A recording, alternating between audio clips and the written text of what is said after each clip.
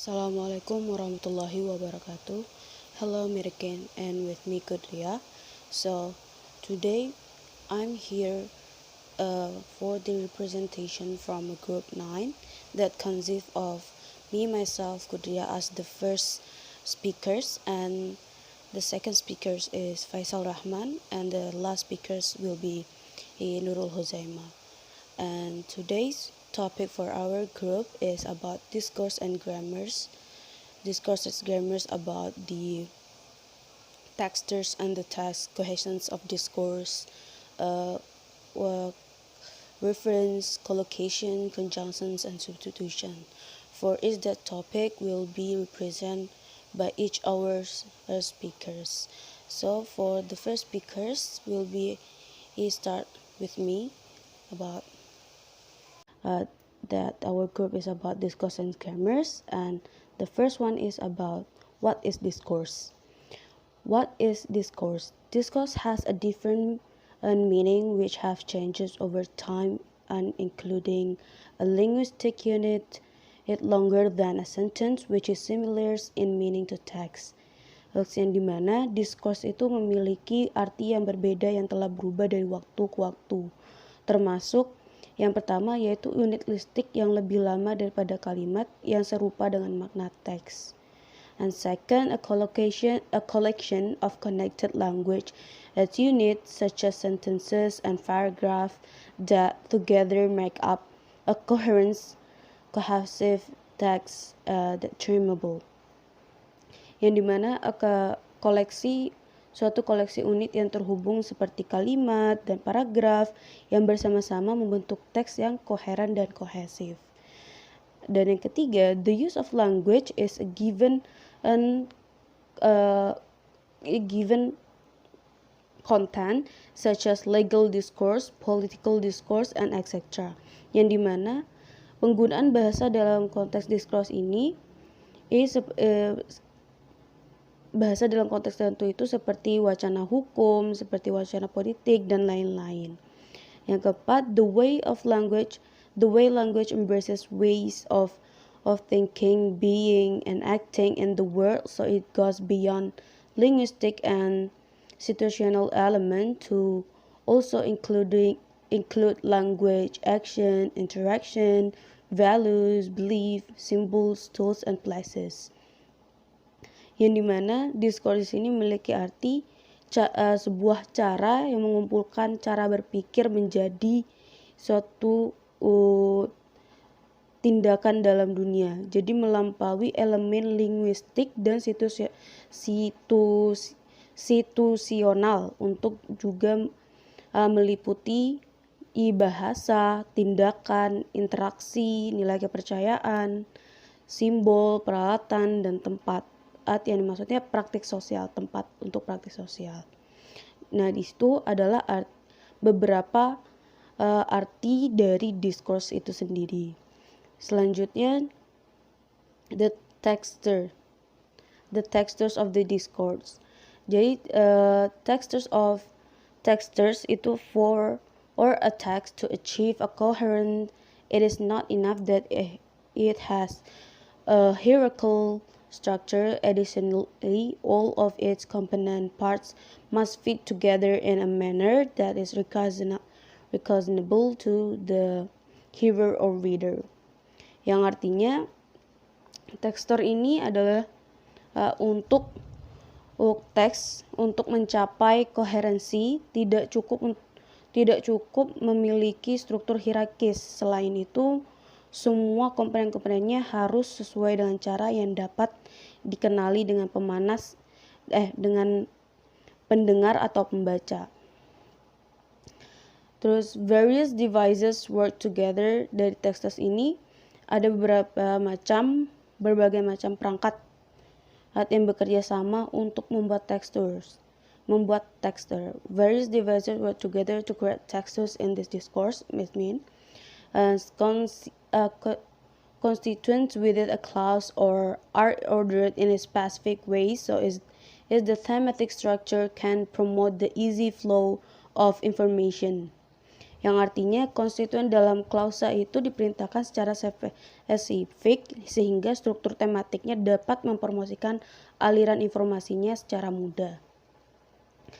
Yang kedua, various lainnya yaitu relationship between the clauses are included by markers of cohesions.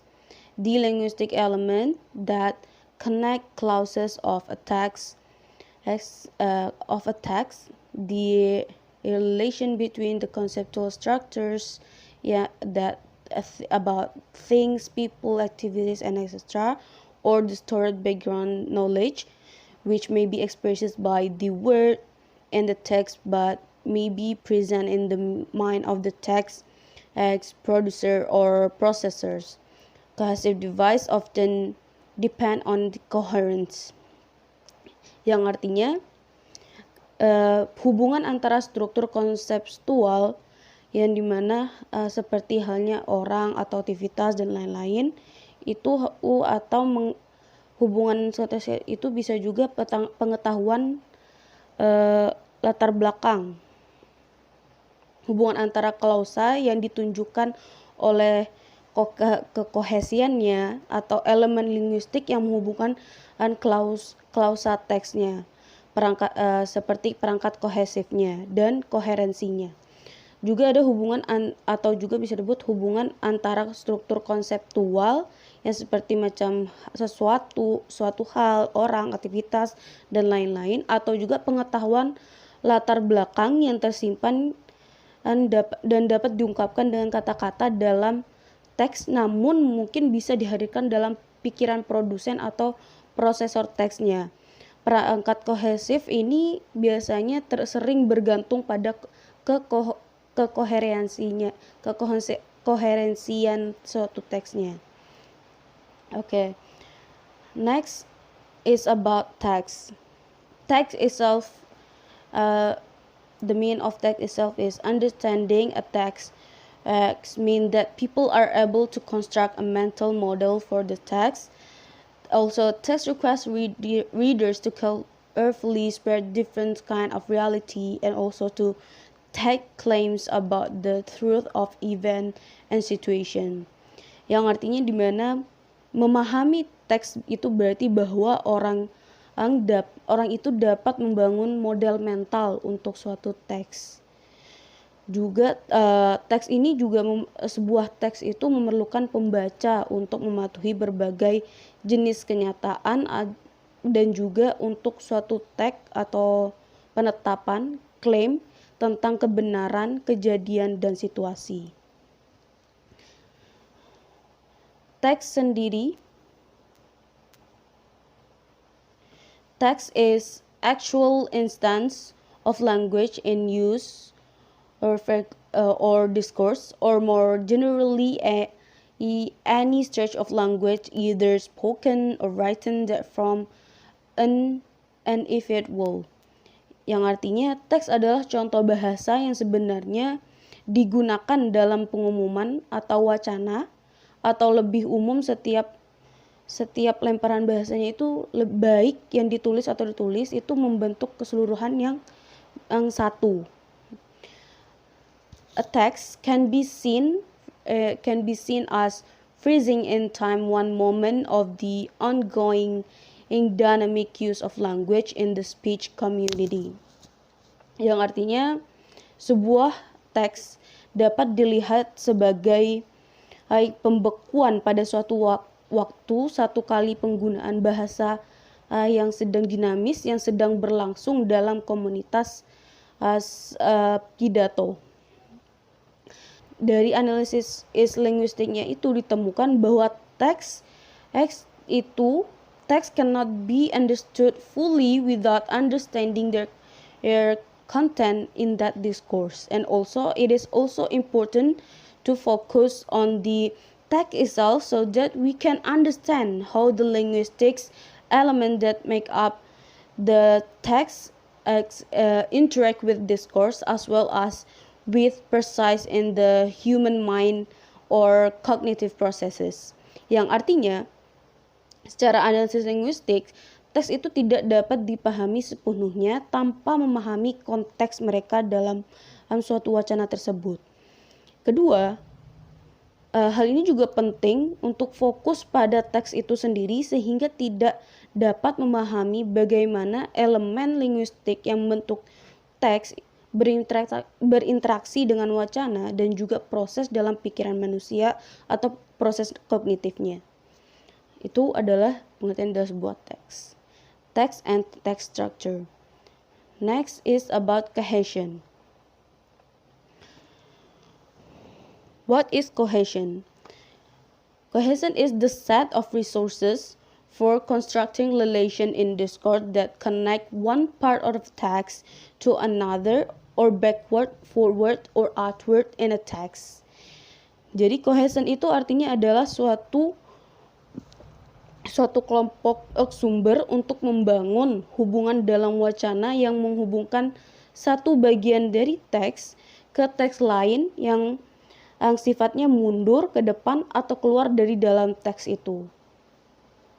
Dan dari cohesion ini, it is often seen as a function of the semantic relation between sentences and can occur linguistically in the surface structure of the text through conjunction, reference, substitution, or ellipsis. And the last one, lexical cohesion. Jadi, cohesion sendiri ini sering dilihat sebagai fungsi hubungan semantik antara kalimat dan dapat terjadi juga secara linguistik dalam struktur permukaan teks yang melalui konjugasi, substitusi, referensi, dan lexical ellipsisnya. Next, about lexical cohesion. Lexical cohesion is created by the repetition of word or related word to their reiteration or repetition within the text, that is synonym, hyponym, antonym, lexical or semantic that fill related word. And the last one is collocation, is a word that often pattern together, yang artinya lexical cohesion itu dibuat oleh pengulangan-pengulangan kata atau kata-kata terkait melalui pengulangan mereka sendiri atau pengulangan dalam teks, yang dimana seperti sinonim, antonim, hiponim, leksikal dalam semantik, yang maksudnya leksikal di sini koleksi terkait. Yang terakhir kolokasi adalah kolokasi yang maksudnya kata-kata yang sering berpola bersama. Contohnya, an example of hyponym from the bully text Chilton. Contohnya contoh dari hiponim yang diambil dari teks bully Chilton. Miss Ball is in education. She teaches in primary school. Education is subordinate term and primary school is hyponym. Jadi contohnya bisa diambil dari situ. Diambil bahwa Miss Ball ini berada dalam pendidikan. Dia mengajar di sekolah dasar, primary school. Jadi education di sini dia adalah bentuk subordinate dari cara semantiknya, dan hyponymnya dari sini itu adalah primary schoolnya. Nah, itu adalah contoh dari lexical cohesion itu sendiri. Nah, terakhir tentang collocation. Collocation is the co-occurrence of the lexical items and the same environment which can also be grammatically related in some way. Yang artinya di sini kolokasi adalah terjadinya item leksikal di lingkungan yang sama atau yang juga bisa menjadi tata bahasa yang menentukan secara cara tata bahasanya itu sama dan terjadi dalam suatu keadaan yang tertentu.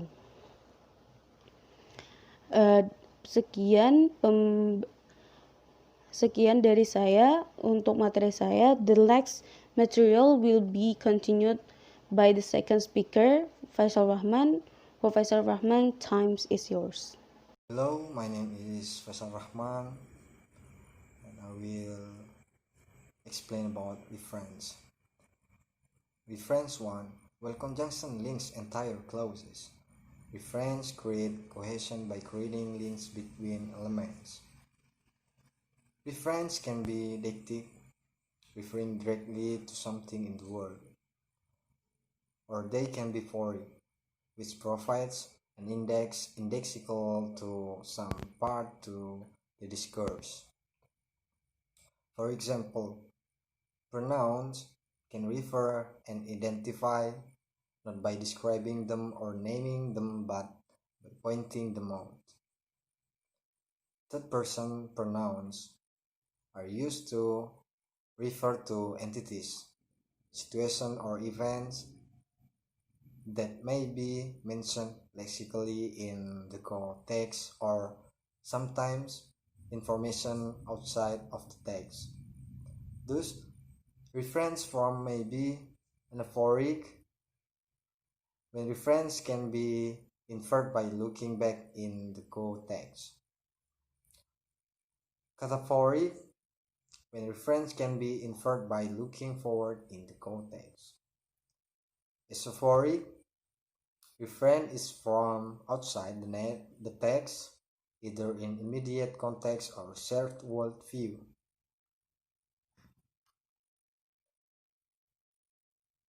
Reference 2. Different types of reference form. Type pronouns, example he, she, it, him, they. Type demonstrative, example this, that, these. Type articles a, an, or the. Type other forms, example such as. Reference 3.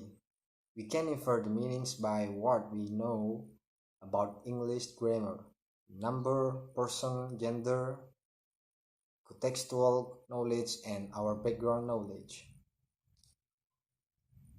In the case of articles, the indefinite article generally introduces a new referent, while the definite one refers back to an already mentioned referent. Compare the use of article in these two examples. Example 1, a man in dark suit sidled up to the bar. Mary watched him warily. After a few seconds, the man said, "Hello, darling." The street was dark. Sorry. Example number 2. The street was dark. The curtains were drawn across the windows. Mary walked cautiously along the pavement. That's all. Thank you. Assalamualaikum warahmatullahi wabarakatuh. I'm Nurul Huzaimah as the last presenter, and now I want to explain about collocation. Collocation is made up of two or more words that are commonly used together in English. Kolokasi terdiri dari dua atau lebih kata yang biasanya digunakan dalam bahasa Inggris. Collocation in discourse is the co-occurrence of lexical items in the same environment which can also be grammatically related in some way. Kolokasi dalam discourse adalah kemunculan bersama item leksikal dalam lingkungan yang sama yang biasanya yang dapat dikaitkan secara gramatikal dalam beberapa cara.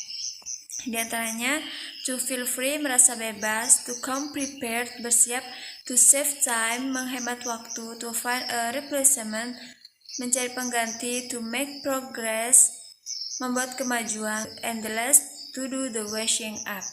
And from example, the verb plus noun take a vocation, and adjective plus noun like rain, adverb plus verb completely forget, adverb plus adjective totally awesome, adjective plus preposition tired of, noun plus noun a business deal. And the next material about conjunction. Words that relate prepositions to one another in various ways. Temporal conjunction interact with the tense system of verbs, which also plays an important role in textual cohesion. So, konjungsi adalah kata-kata yang berhubungan proposisi satu sama lain dalam berbagai cara. Temporal conjunction berinteraksi dengan sistem kata kerja yang juga memainkan peran penting dalam kohesi tekstual. Tipe additive, for example, and in addition. Tipe adversative, example, but, however. Tipe causal, examples, because, consequently. And type temporal, example, then subsequently. And the next about substitution or ellipsis. Structures are only fully realized or repeated when they need to be. So ellipsis and substitution are a speaker's choice made on pragmatic assessment of the situation. Ellipsis is when some element of the grammatical structure is left out of the sentence. Jadi, struktur hanya disadari atau diulangi sepenuhnya ketika mereka dibutuhkan. Jadi, elipsis dan substitusi adalah pilihan pembicara untuk membuat penilaian pragmatik dalam situasi tersebut. Elipsis adalah ketika beberapa elemen struktur gramatikal ini dikeluarkan dari kalimat. Tipe ones, contohnya, I offered him a seat, but he didn't want one. These towels are dirty. We need some clean ones. Tipe do, contohnya, did she take that? She might have done. Tipe so or not, do you need this? If so or if not, then you. Tipe same, John chose the hamburger, I choose the same. Jane went to the lecture, but Harry didn't go. Okay, thank you very much for your watching. Wassalamualaikum warahmatullahi wabarakatuh.